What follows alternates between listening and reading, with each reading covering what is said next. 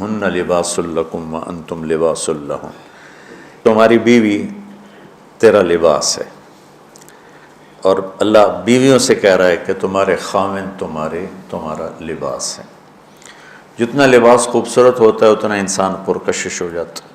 جتنا آپ اپنے لباس کی حفاظت دیں، بیوی کی حفاظت کرو گے، بیوی خاوند کی حفاظت کرے گی، یہ رشتہ پرکشش ہو جائے گا، خوبصورت ہو جائے گا۔ اس میں ایک بات رہ گئی تھی، وہ ہے نساؤکم حرث لکم، یہ اسی میں آتا ہے لیکن تھوڑا سا آگے جا کے آتا ہے، تو اس دن بات وہ اذا سالک عبادی میں چلی گئی۔ تو نساؤکم حرث لکم فاتوا حرثکم انا شئتم، اس کا مفسرین نے ایک ہی مطلب بیان کیا جو فاتوا حرثکم انا شئتم، لیکن جو کہ میں ذمہ دار ہوں، مجھے حرث سے ایک مطلب سمجھ آئے، میرے پیشے کا لفظ ہے نا حرث۔ اللہ نے یہاں عورت کو تشبیہ دی ہے کھیتی سے۔ میری آنکھ اس ماحول میں کھلی جہاں ہم پشتوں سے ذمہ دار چلے آ رہے ہیں۔ درخت جب پھل نہیں دیتا ہے تو ذمہ دار اس کو ڈنڈے مارتا ہے، اس کو گالیاں نکالتا ہے۔ کس طرح ذمہ دار ایک پودے کو پروان چڑھاتا ہے، یہ ہے تمہاری ذمہ داری اپنی بیوی، چونکہ تم نہیں کسی کے گھر گئے، تمہارے گھر کسی کی بیٹی آئی ہے، ماں چھوڑ کے، باپ چھوڑ کے، بہنیں چھوڑ کے، بھائی چھوڑ کے، سہیلیاں چھوڑ کے، اور اپنی ترتیب زندگی کو توڑ کر ایک بول پر تیرے گھر آئی ہے، تو پاگل تو آتے ہی اس کے ساتھ بدتمیز ہو رہا ہے، کبھی گالیاں دیتا ہے، کبھی تانے دیتا ہے، کبھی تیری ماں اسے کچھ سناتی، کبھی تیرا ابا اسے کچھ سناتا ہے، کبھی تیری بہنیں اسے کچھ سناتی ہیں۔ تو نے کھیتی کی راکھی کیا کرنی تھی، تو نے تو کھیتی کو آگ ہی لگا کے رکھ دی، تو یہ فصل کیسے دے گی، تو گندا دانہ اس میں سے نکلے گا۔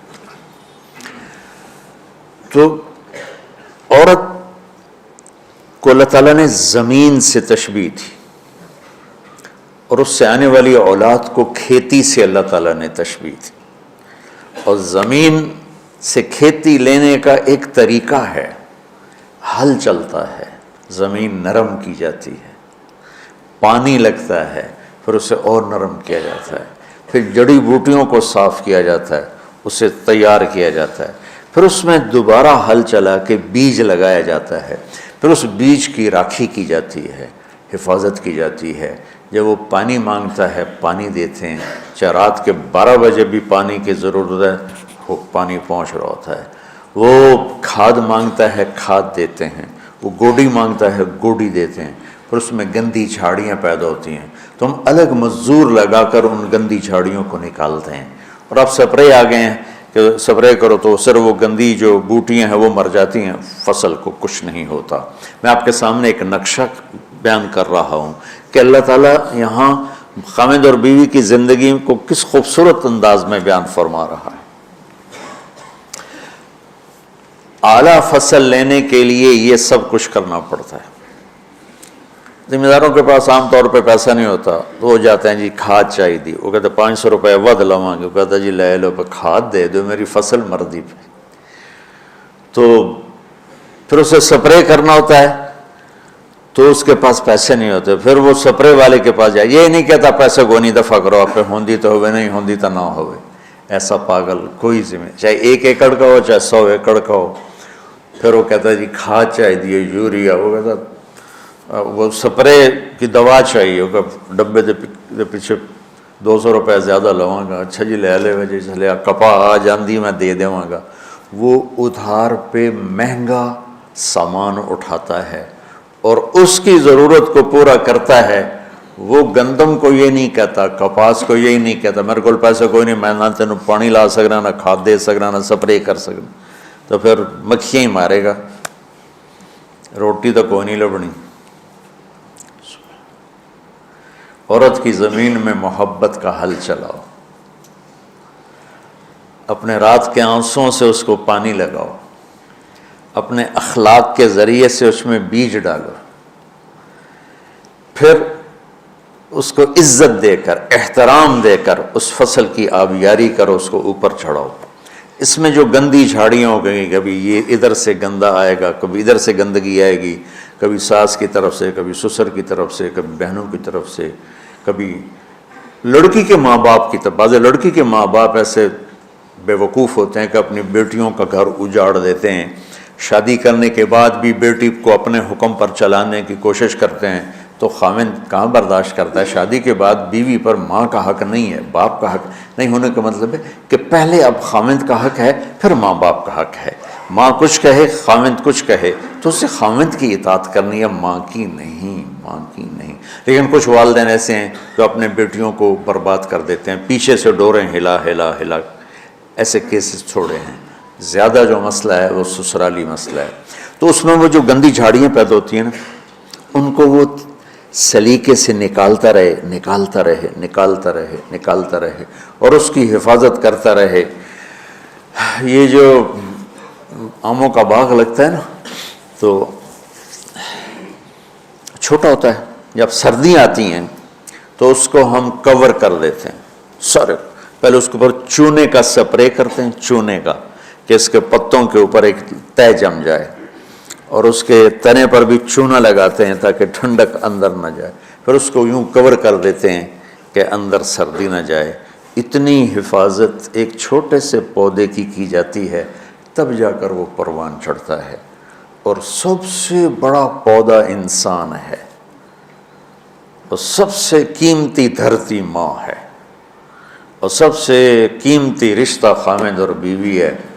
اور آج کے خاوند بیوی کو ماں کی گالیاں نکال رہے، بہنوں کی گالیاں نکال رہے، جیسے وہ خرید کے کسی لونڈی کو خرید کے لیں۔ کسی کی بیٹی ہے تو کھیتی، تم لوگ دورے والے اب جا رہے ہو، تمہاری شادیاں ہو گئیں، تو اللہ کے واسطے بچوں بدتمیز نہ بننا اپنی بیویوں کے ساتھ، یاد رکھنا میری باتوں کو۔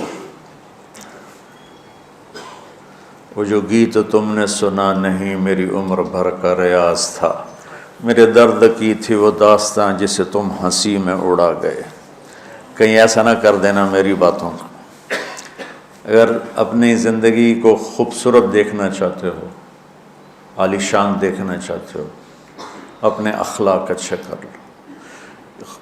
چونکہ بیوی کی بات ہو رہی، ورنہ ہر رشتے میں اسی کی ضرورت۔ ماں کا رشتہ ہے، محبت دینی پڑے گی، باپ کا رشتہ ہے، محبت دینی پڑے گی، بہنوں کا رشتہ ہے، بھائیوں کا رشتہ ہے، اولاد کا رشتہ ہے۔ اگر اولاد پر ہی ڈنڈے برساؤ گے تو تم سے متنفر ہو جائیں گے۔ میرے نبی نے کبھی یوں اپنے نواسوں کو ٹچ بھی نہیں کیا تھا، ایسے بھی نہیں کیا تھا، روزانہ جا کے ان کو ملتے، سینے سے لگاتے، اپنی نسبتوں کو منتقل کیا حسنین کی طرف، واعظ نصیحت نہیں کی۔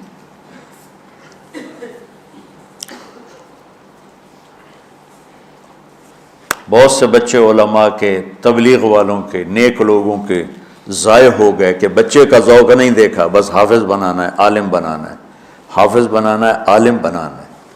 بناؤ حافظ، بناؤ عالم، پہلے ذوق دیکھ لو۔ اگر نہیں ہے تو اچھا مسلمان بناؤ، یہی کافی ہے۔ اگر زبردستی چلایا تو وہ بچہ نہ دین کا رہے گا، نہ دنیا کا رہے گا، نہ مدرسے کا رہے گا، نہ تبلیغ کا رہے گا۔ یہ لاکھوں مثالیں میرے سامنے ہیں۔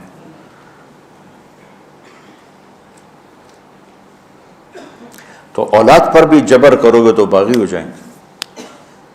ایک ہمارے ساتھی نے اپنے بیٹے کو حافظ بنایا، وہی تبلیغی زور، بچے کو تمنا نہیں ہے، انہیں بنایا۔